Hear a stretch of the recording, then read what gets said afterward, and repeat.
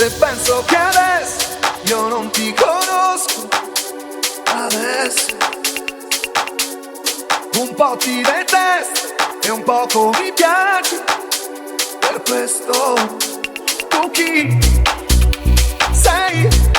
Mi sorprende tutto quello che fai. E poi